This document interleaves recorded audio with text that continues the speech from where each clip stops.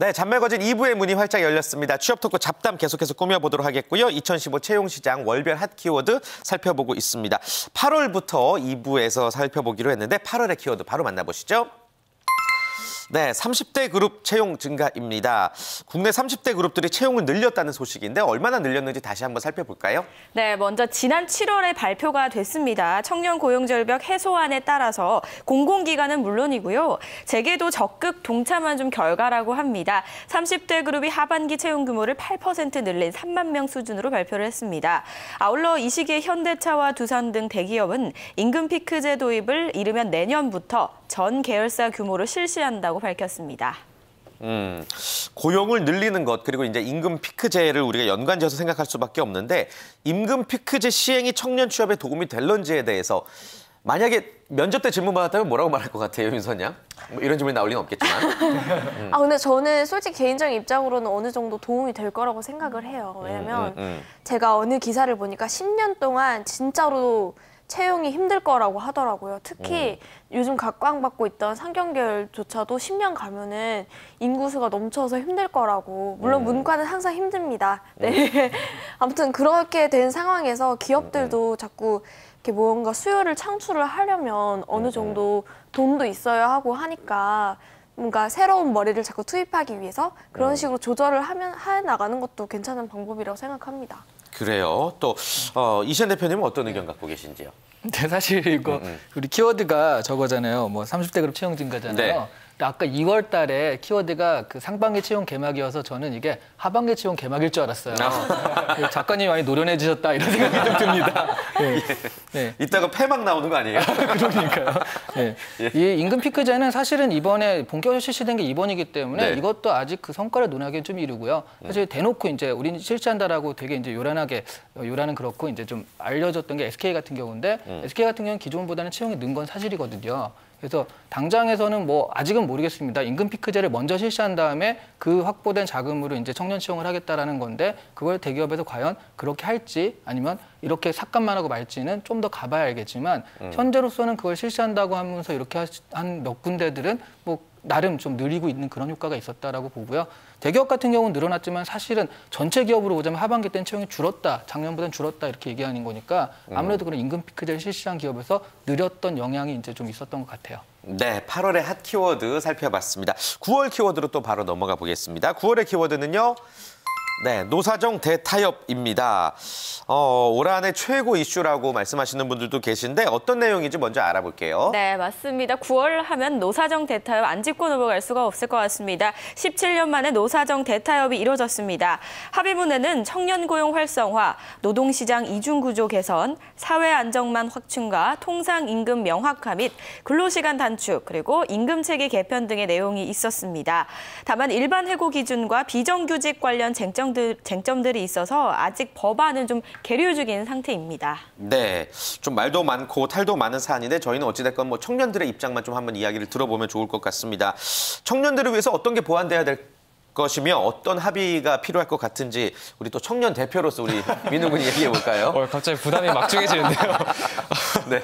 그러니까 사실 저는 이건 뭐 제 개인적인 생각이지만은. 네. 그러니까 사실 지금 쟁점이 되게 많다고 하고 아직까지 계류 중이고 이거에서 뭐 계약이다 뭐다 얘기 엄청 많잖아요. 근데 무슨 타협이 이루어졌다고 하는 건데 사실 일단 1차적으로 그게 이해가 안 가고요. 저는 사실 여기서 다루는 게 어쨌든 간에 지금 우리 사회 그 노동 시장의 전반적인 문제이기 때문에 이거를 어떻게든 짚고 넘어가야 되고 해결해야 되는 문제긴 한데 이걸 너무 좀 속전속결로 이렇게 빨리 하려고 하는 거 아닌가. 지금 몇 년 동안 지금 이게 제대로 해결이 안 됐다는 거는 그만큼 또 그걸 해결하는 시간이 그만큼 필요하다는 거라고 생각이 들거든요. 그래서 좀 길게 보고 점점 이렇게 점진적으로 해나가야 되지 않나 하는 생각을 합니다.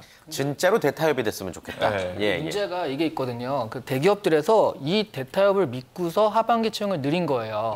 이런 식으로 바꾸니까 필요한 거니까 느렸어요. 근데 이게 안 되잖아요. 지금 아직 그래서 이번 연내 뭐 타협해라라고 지금 그 법안을 이제 통과시켜야 된다 많이 하지만 될지 안 될지 모르는 상황에서 이게 그대로 넘어가면 내년에 과연 대기업이 그렇게 늘렸는데 안 됐으니까라고 해서 그 채용이 어떻게 될 것인지는 줄 가능성이 굉장히 많거든요. 그래서 어떻게 생각하면 이게 되느냐 안 되느냐도 청년 입장에서 보자면 그런 채용 인원에 대해서도 좀 생각을 할 수 있는 그런 여지가 있는 법안입니다. 네, 홍 쌤은 어떤 의견 갖고 계세요? 노사정 대타협. 그러니까 기득권 그 노동자분들이 계시죠. 이제 그분들 입장에서는 이제 물론 뭐 여러 가지 논리들이 있겠지만 본인 밥그릇하고 좀 연동되는 부분이죠. 임금 피크제도 아까 동일한 상황이 될 거고요. 청년 입장에서는 뭔가 지금 경기가 다 안 좋기 때문에 이 모든 원인은 이제 경기 활성화가 되지 않고 기업들이 투자를 하지 않아요. 투자가 많이 이루어지게 되면 일자리는 당연히 늘어나겠죠. 근데 그럴 수 없는 경제 상황이다 보니 또 청년 실업 문제 해결해야 되는 정부의 입장이 있다 보니 뭐 그들 사이에서 이제 만들어지는 타결 아니에요. 그래서 저는 좀 시급하게 좀 체결이 됐으면 하는 바람입니다. 물론 비정규직 관련된 세부적인 이슈에 대해서는 사회적인 논의가 좀 더 있어야겠지만 기업이 만약에 이런 불확실성이 더 가속화되게 되면 채용을 늘리지 않을 거예요. 그래서 저는 어떤 방향으로든 좀 가부 결정이 났으면 좋겠고요. 그래서 안정적인 부분으로 셋업이 되면 기업들이 뭐 투자가 되든 어떤 식으로든 방안이 일어나지 않을까 그런 생각 갖고 있습니다. 네, 좋습니다.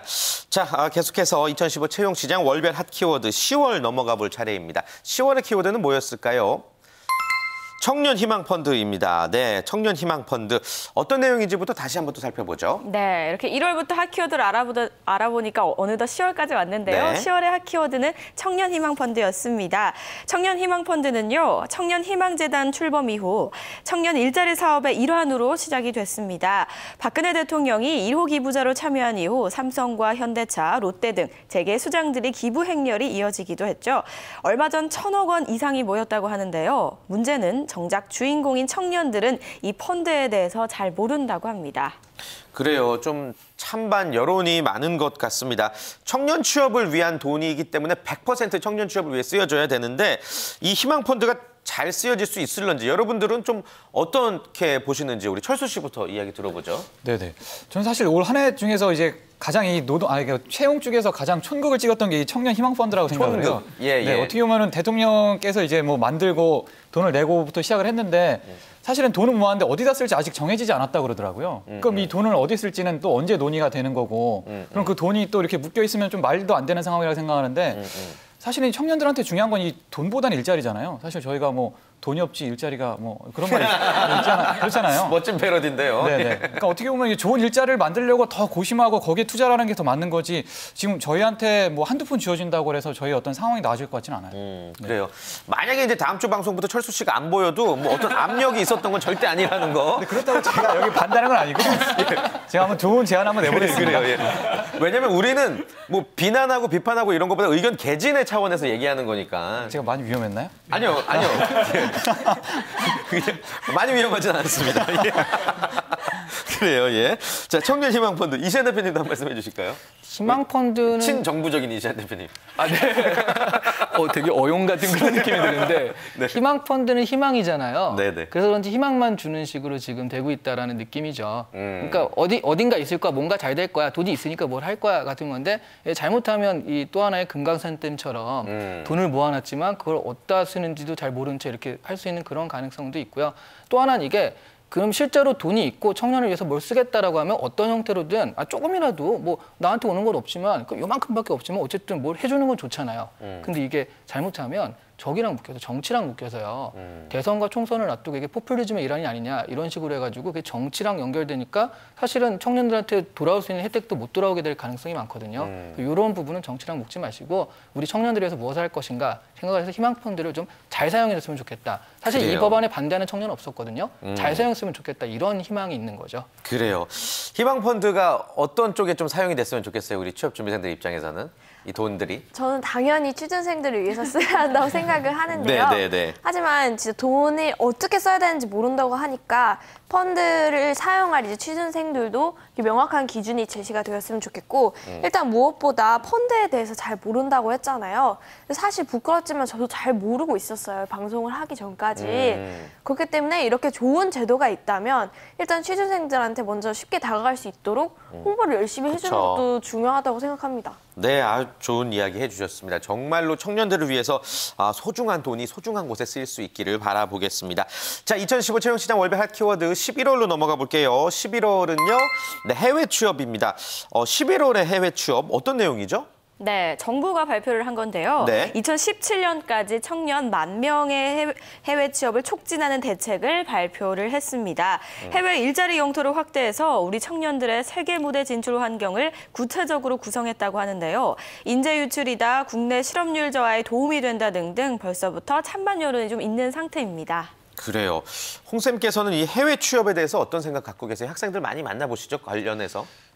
한 자소서가 20개 정도 광탈하게 되면 그런 얘기들 많이 해요. 그래서 공무원 시험 어디 학원이 좋나요? 뭐 이민 가야겠습니다. 뭐 이런 얘기들 하는데 좀 객관적으로 바라봤으면 좋겠어요. 전 세계적으로 지금 취업이 다 힘들거든요. 저성장 시대이기 때문에 만약에 내가 어떤 국가에 가서 취업을 한다고 하면 그네들 청년과는 차별화되는 부분이 있어야지 취업이 되는 게 자명하겠죠. 그러면 뭐 실력이 그네들보다 더 월등하거나 안 그러면 그네들이 하지 않는 조금 더 허드렛 일을 하거나 이 두 가지 케이스밖에 없어요. 근데 저는 현실적으로는 후자의 케이스가 훨씬 더 접근성이 좀 좋은 것도 사실이거든요. 그래서 여러분들이 그냥 해외라는 막연한 이미지에만 포커스를 맞추는 건 그다지 추천드리고 싶지 않습니다. 물론 이제 개개인의 상황들이 다르겠지만요. 그리고 저는 정말로 그 국가에 있는 대학생들을 내가 누르고 경쟁을 통해 더 좋은 일자리를 찾을 만한 실력이라고 하면 여기서도 아마 대부분의 일자리는 열릴 거예요. 그래서 저는 여러분들이 그냥 정말 장기적인 계획을 갖고 내가 도전을 한다라고 하면 찬성할 수 있겠지만 여기가 힘드니까 저기를 가면 못 뚫리겠지라는 판단하게 되면 앞서 제가 말씀드린 후자의 케이스에 여러분들이 입각하게 될 그 가능성이 큽니다. 그래서 그런 부분도 좀 고려해가지고 해외라는 이미지에 좀 포커스 맞추지 말고 본인의 좀 구체적인 계획에 집중해서 선택을 하셨으면 좋겠습니다. 그래요. 앞서 말씀드린 경우처럼 이제 실패한 사례 저도 굉장히 주변에서 많이 봤거든요. 혈수 씨 혹시 해외 취업에 대해서 생각해 본 적 없으세요? 네, 저는 영어를 못하니까 생각 안 해봤고 약간 홍 쌤께서 말씀하시는 게 저는 한 방송 3달 하면서 이렇게까지 의견이 일치한 적이 있었나라는 생각처럼 좀 똑같은 것 같아요. 처음으로, 예. 사실 이건 해외 진출이 아니라 지금 해외 취업을 지금 고려해보는 사람들의 대부분 어떻게 보면 해외 도피죠. 그렇죠. 근데 거기서 잘 될 사람 여기서도 잘 되는 건데 아무튼 그렇게 너무 지금 힘들다고 그런 도피처를 알아보기보다는 조금 더 해외 갈 거면 조금 더 계획을 세워서 좀 자기 비전을 찾아서 갔으면 좋겠습니다. 그래요. 예. 이시안 대표님도 한 말씀 해주시죠. 네, 예. 친정부적으로 말씀드리자면 이게 사실 해외 취업의 거의 끝물이라고 생각할 수 있어요. 그러니까 이게 하는 거 말고 그냥 왜냐하면 우리가 이제 이런 거 얘기할 때 미국이라든가 그런 걸 생각하는데 미국 친구들 같은 경우에는 이 과학기술 쪽을 좀 싫어합니다. 힘드니까요. 그래서 2008년 이전까지는 금융이나 이런 쪽, 경제 쪽, 월스트리트 이런 데 진출한 게 꿈이었고요. 그러다 보니까 그런 관련과로 많이 진학을 했어요. 그러니까 미국에 이공계가 없으니까 그 이공계 체육에서 아시안인들을 굉장히 많이 받은 거죠. 그래서 그 무슨 007 같은 거 보면 악당들 그 무기 연구소 있잖아요. 네. 그럼 뒤에 꼭 그 한국 사람이나 인도 사람이 한 명씩은 있거든요. 네네. 그 워낙에 이공계들이 거의 미국 이공계 대학원의 30%가 아시안계라고 그래요. 그래서 그런 과학기술들을 그런 공학 쪽을 좀 안 했기 때문인데 한국은 지금 공학도들이 많잖아요. 그래서 이런 부분, 이런 사람이 나가기엔 아직은 괜찮습니다. 하지만 그 이후에도 그 미국이나 이런 친구들이 뭐 경제가 어려우니까 그런 쪽에 많이 진학을 했고요. 그런 사람들과 경쟁을 하게 되면 과연 월등하게 우리가 또 앞설 수 있을 것인가 그런 건 아니기 때문에 지금은 거의 끝물. 이제 좀만 있으면 나가고 싶어도 못 나가게 되니까 어떤 기술적인 그런 부분이 있다라고 한다면 좀 나갈 수 있는 여지는 있다. 좀 그런 정도 말씀드릴 수 있을 것 같아요. 네, 좋습니다. 우리 학생들 중에도 혹시 해외 취업 관련해서 이야기하시고 싶은 부분이 있으신지요? 저 같은 경우 이제 과가 중국 쪽을 전공하고 그쵸. 있다 보니까 아무래도 이제 뭐 훗날에 이제 중국 쪽 관련해서 이제 비즈니스라든지 아니면 뭐 그쪽 진출해서 뭐 특파원이나 그런 거 많이 생각하고 있어요. 근데 사실 뭐 당장 첫 삽을 중국에 가서 떠라 이렇게 했을 때는 사실 조금 두려운 게 많거든요. 왜냐면은 사실 요즘 봤을 때는 중국어를 잘하는 한국인보다 한국어를 잘하는 중국인이 더 많아요. 그러니까 이게 기업에서 어떤 걸 쓰냐가 좀 차이가 있는 데다가 사실 지금 뭐 진출 환경을 뭐 이렇게 다 이렇게 잘 조성을 해놨다 하지만은 아직까지는 이게 좀 거기 가는데 또 막상 인턴이나 아니면 사탕수수 떼야 되고 이런 경우가 많아서 사실 좀 불안한 점이 없잖아 있죠. 그래서 사실 좀 고려하기는 약간 어려운 것 같아요. 학생들 입장에서는 네. 알겠습니다. 자, 끝으로 이제 12월 키워드 살펴보겠습니다. 이번 달의 키워드입니다. 어떤 거죠? 네, 취준생 보호 법안입니다. 과연 취준생들을 위한 보호 법안 어떤 것들이 있는지 내용을 먼저 살펴보겠습니다. 네, 올 한해 올한해는요 좀 유난히 채용 관련 법안이 좀 풍성했던 한 해였습니다. 연초에 채용 절차의 공정화에 관한 법률에 대한 개정안만 올해 들어 7건이 발의가 됐는데요. 기업의 갑질 방지, 개인정보 보호, 차별 방지 등 청년 취업자 보호 방안 등이 대표적입니다. 이들 개정안은 내년 봄 법안으로 통과돼서 2016년 채용부터 적용할 방침이라고 하는데요. 과연 그럴 수 있을지는 저희가 좀 지켜봐야겠죠? 네, 좋습니다. 취준생 보호 법안 관련해서는 저희가 여러분들이 칠판에 적어주신 내용을 토대로 한번 이야기를 나눠보도록 하겠습니다. 여러분들이 이 관련해서 우리라도 작은 타협은 하자, 어떤 대안을 한번 이야기를 해보고 싶다고 하는데요. 그 부분에 대해서 한번 이야기를 나눠보죠. 관련된 내용들이 적혀져 있는 거죠? 예. 알겠습니다. 네. 저희가 살펴보도록 관련된 하겠습니다. 칠판에 적지는 않았고요. 네네네. 말로 해볼까요? 그래요. 왜냐하면 예. 취준생 보호 법안은요. 이건 사실은 보호 법안이 이제 발의가 돼가지고 그게 돼야지 되는 거라서 취준생이 이거 관련해서 뭐 대비할 건 아직 없고요. 지켜봐 보는 수밖에 없을 것 같아요. 그래서 이거는 그 노사정 대타협처럼 해놓고서 이게 언제 되는 거야 라고 해서 뭐 6개월, 7개월 끄는 것이 아니라 이런 것이 됐다라고 한다면 빨리 좀 처리해 줬으면 하고 우리가 다 같이 손을 모아 기도하는 것이 취준생 입장에 바람직한 방법이 아닐까 그래요. 그렇게 알겠습니다. 생각합니다. 다음 주부터 MC 자리가 바뀔 것 같아요. 네. 이시안 대표님이 앉으실 것 같아요. 예, 제가 대본을 착각했군요. 알겠습니다. 노리고 있답니다. 네. 칠판에 적은 내용이 아닌 여러분들이 준비한 내용, 뭐 작은 대안이라도 있다면 어떤 것들이 있는지 한번 이야기를 들어보죠. 윤선 양. 네. 저도 일단 이시안 대표님처럼 이렇게 계류 중인 법안들이 하루빨리 통과가 돼서 뭐 노사도 모두 안정이 되고 취준생들도 안정이 돼서 뭐 마음 편히 사회에 구애받지 않고, 물론 뭐 사회에 구애받는 취준생은 없겠지만 그래서도 안 되고, 아무튼 그래도 안정적인 환경에서 열심히 구직 활동을 할 수 있었으면 좋겠고요. 그냥 뭐 작은 대안 같은 거라고 말하면 그냥 굳이 그냥 면접이나 이런 거 볼 때 이렇게 면접관님들과 취준생들이 좀 부드러운 이미지로 서로 이야기할 수 있는 환경이 됐으면 좋겠습니다. 네, 좋습니다. 홍기찬 쌤도 한 말씀 해주실까요? 이 취준생 보호 법안 관련해서. 지금 굉장히 힘든 상황인 것 같아요. 그 정부에서 지금 기업들이 보유하고 있는 이익 잉여금, 그러니까 현금을 굉장히 많이 쌓아놓고 있거든요. 그래서 그 돈을 쓰기 위해서 거기다 세금을 물린다, 이런 압박들이 이루어져요. 그러면 정부에서 꿈꾸는 거는 기업들이 그 갖고 있는 현찰을 쉽게 말해 투자를 많이 하고 고용을 활성화시키고 이런 걸 꿈꾸고 있는데, 자금의 대기업들은 배당을 하고 자사주를 매각합니다. 결국 그냥 주주들한테만 그 이익이 지금 전달되고 있고, 그 주주들은 외국인 투자자들도 굉장히 많거든요. 그러니까 지금 그만큼 경제 환경이 어려워요. 그래서 저는 청년 이 실업 문제 해결하는 데 있어서 이걸 성장으로 풀 수도 있지만 그럴 수 만한 여력이 못 되기 때문에, 저는 아까 펀드 얘기 나왔을 때 뭐 부정적으로 평가하는 분들도 계시지만 우리 사회 이제 이미지가 청년 복지라는 측면에서 정말로 좀 청년을 보듬어야 할 그런 부분, 투자해야 될 부분으로 좀 인식이 많이 바뀐다고 하면 조금씩은 개선될 수 있다는 생각 갖고 있습니다. 네, 좋습니다. 철수 씨도 취준생이잖아요. 보호받고 싶습니까? 뭐 제가 보호해야죠. 누가 저를 보호하겠어요. 저는 이런 계속 개선되고 있는 상황인데, 이런 상황에서 좀 취준생들이 더 목소리를 냈으면 좋겠어요. 사실은 뭐 면접 과정에서 있었던 뭐 성희롱 발언이라든가, 아니면 아까 초반에 말씀드렸던 그 어떤 채용 서류 반환 제도 같은 경우에도 취준생이 말하지 않으면 정말 아무도 모르는 거였거든요. 홍 쌤께서도 말씀하셨지만 인사팀에서는 정말 아무것도 아니에요. 내라면 내는 거고. 하지만 저희 당사자 입장에서는 그게 분명히 어떤 불이익이라는 걸 아는데, 이런 걸 저희가 얘기하지 않으면 아무도 모르잖아요. 그러니까 사실 이거 얘기한다고 뭐 진짜 잡혀가거나 그런 거 아니니까 최소한 좀 재밌게 좀 풀어나갈 수 있는 능력이 있었으면 좋겠어요. 좋습니다. 네. 취업 준비생들이 또 가져야 될 마음가짐을 또 말씀해 주셨네요. 알겠습니다. 민호 군도 끝으로 한 말씀 전해주시죠. 네, 그러니까 사실 저는 이게 취준생 입장에서는 당장 취업할 게 바쁜데 이거를 좀 준비하기가 과연, 그러니까 그런 관심을 가지는 건 좋지만은 의견 개진하기가 현실적으로 쉽나 그 생각 많이 했거든요. 그러니까 사실 수능을 준비할 때는 고등학생 다들 교육부 장관을 꿈꿔요. 그리고 이거 할 때는 다들 고용노동부 장관을 꿈꾸거든요. 내가 나중에 꼭 어떻게 저 자리에 올라가서 이거를 개선하겠다. 근데 사실 그게 현실적으로 점점 가면서 좀 현실에 치이거든요. 잊혀지거든요. 좀 그런 면에서 좀 끝까지 전체적인 사회적 합의가 이루어져야 된다고 생각하고, 작은 하나의 그냥 제 바람으로서는 그 요즘 이제 인적성 검사라든지 그런 거 하느라고 책 같은 걸 많이 사잖아요. 엄청 비싸더라고요, 이게. 그러니까 좀 그런 거에 대한 지원이라든지 그게 좀 있는 게 좀 실질적으로 저한테 와닿지 않을까. 그 청년 희망 펀드라든지 그런 거를 사용할 수 있는 게 한 번 사는데 어차피 한 번 풀고 버리는 건데 이게 너무 비싸더라고요. 그래요. 또 우리 청년들의 이 작은 이야기들을 좀 귀 기울여 들어주셨으면 좋겠다 하는 바람 가져보겠습니다. 오늘 취업 토크 잡담 올 한 해를 한번 정리해봤습니다. 시간이 많이 부족하긴 했지만요. 그래도 어떤 일들이 있었나 우리가 알아볼 수 있었던 중요한 시간이었던 것 같습니다. 함께해 주신 6분과 인사 나눌게요. 고맙습니다. 감사합니다. 네, 고맙습니다. 감사합니다. 처음에는 제가 정확히 무엇을 좋아하는지 그런 쪽으로도 상담을 해주실 줄 몰랐고 그래도 적성검사나 이런 거 전문가들 좀 의견 들어가지고 제가 하고 싶은 일에 제가 잘 어울리는지 원래 갖고 있는 성향도 알 수 있게 돼서 좀 더 구체적이고 시야를 넓히게 되는 계기가 됐었던 것 같습니다. 도움이 너무 많이 됐습니다. 나이 또래의 진로를 아직 못 찾은 사람들이 많은데요.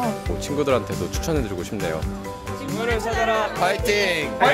딱 맞는 적성으로 평생의 직업으로 직무를 찾아라.